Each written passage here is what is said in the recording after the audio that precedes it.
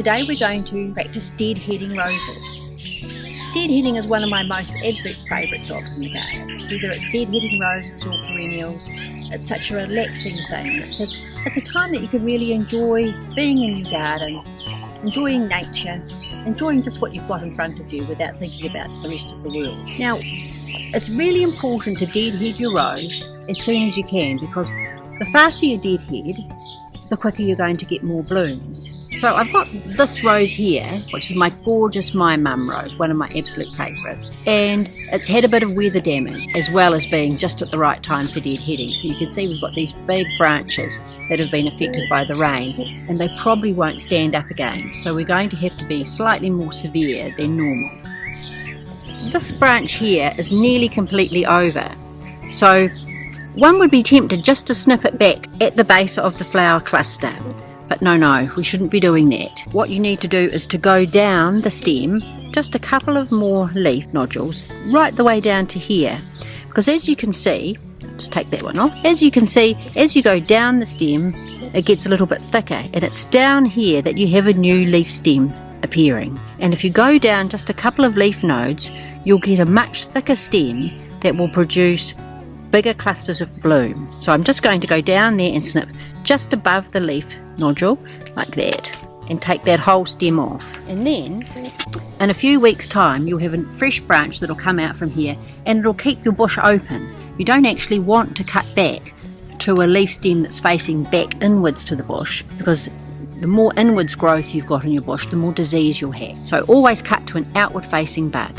Some of the clusters of roses are still more or less perfect. So all we need to do when deadheading is to just take off the oldest bloom and snip right in here at the base so it's tidy, and have a look at the cluster and see, yes, that now looks perfect. With this cluster here, I've still got some really good little fresh roses and of course some buds, so I want to keep those.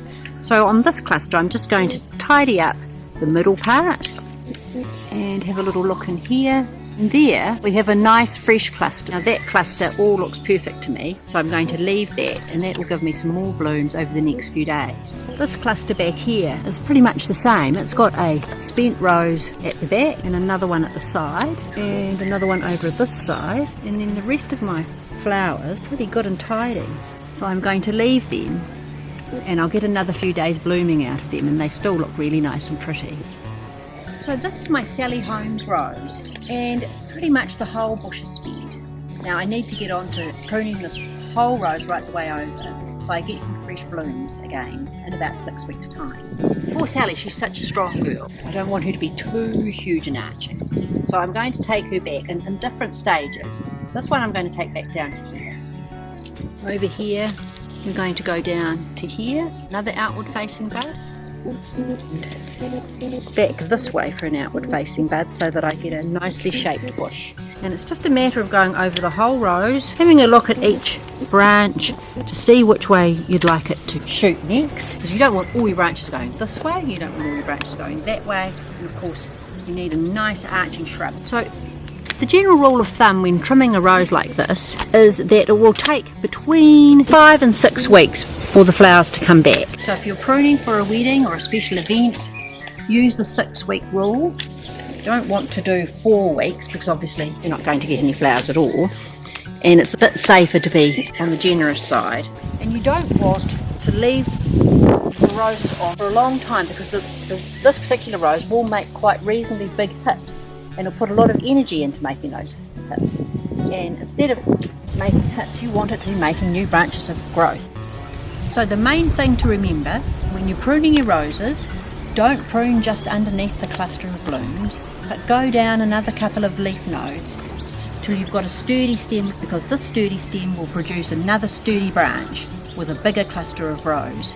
Once you've pruned, the second flush of roses will come in around 6 weeks time. And remember, get out and enjoy your garden, enjoy deadheading, because it's such a rewarding thing to do.